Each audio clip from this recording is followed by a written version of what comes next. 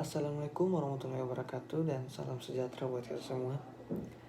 Kali ini saya akan menjelaskan apa itu alam dan bumi. Menurut Kamus Besar Bahasa Indonesia, kata alam memiliki arti segala yang ada di langit dan di bumi, seperti bumi, bintang, dan kekuatan. Sedangkan kata semesta berarti seluruh, segenap, semuanya yang ada di alam. Tidak dapat lepas dari takdirnya masing-masing, berlaku untuk seluruh dunia. Universal, alam semesta, menurut orang Babilonia, kurang lebih 700-600 sebelum Masehi, merupakan suatu ruangan yang selungkup dengan bumi yang datar sebagai lantainya dan langit beserta bintang sebagai atapnya. Jadi, alam semesta atau jagat raya adalah suatu ruangan yang maha besar, yang di dalamnya terdapat kehidupan yang biotik dan abiotik, serta di dalamnya terjadi segala peristiwa alam, baik yang dapat diungkapkan manusia maupun yang tidak.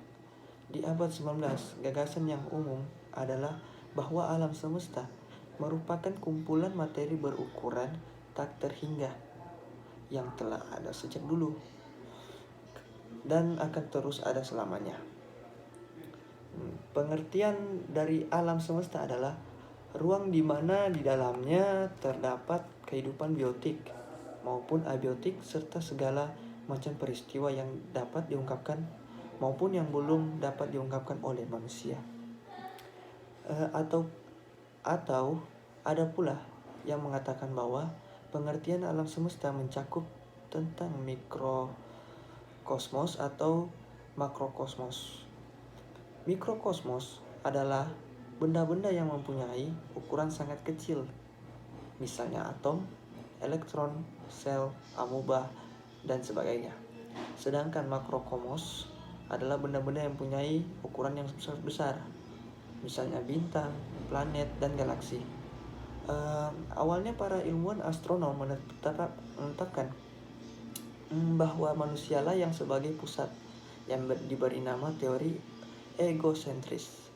Setelah itu, mereka menetapkan bumi yang menjadi pusat yang ditokohi oleh Claudius Ptolemeus. Teori ini dikenal dengan geosentris. Namun setelah itu, Nicolaus Copernicus mengungkap teori ini.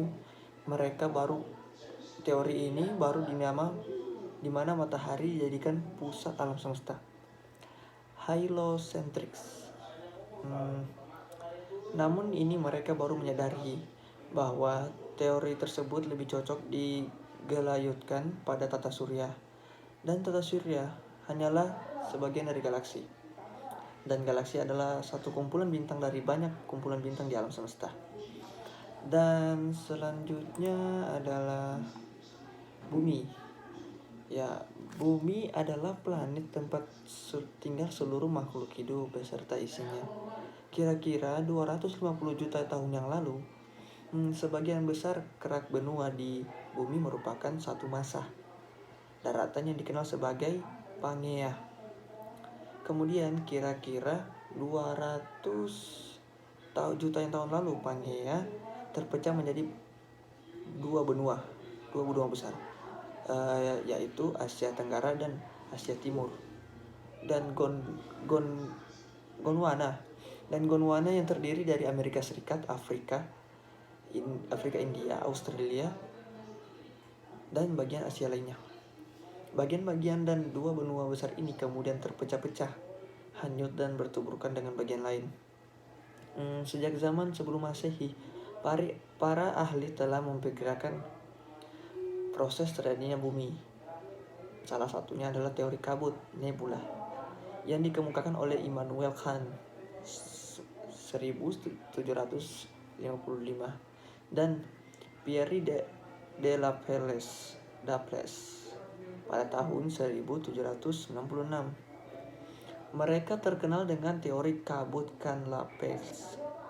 Dalam teori ini dikemukakan bahwa di jagat raya terdapat gas yang kemudian berkumpul menjadi kabut atau bisa disebut nebula. Gaya tarik-menarik antar gas ini membentuk kumpulan kabut yang sangat besar dan berputar semakin cepat.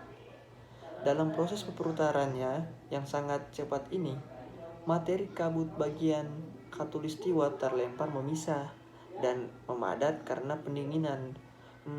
Bagian yang terlempar di inilah yang kemudian menjadi planet-planet atau tata surya. Teori nebula ini terdiri dari beberapa tahap, yaitu matahari dan planet-planet lainnya masih berbentuk gas, kabut yang begitu pekat dan besar.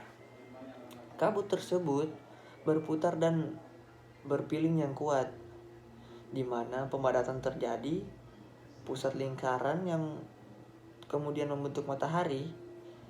Pada saat bersamaan, matahari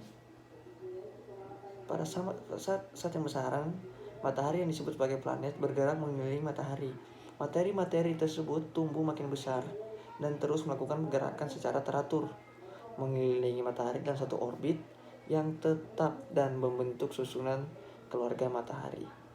Dan terima kasih, sekian.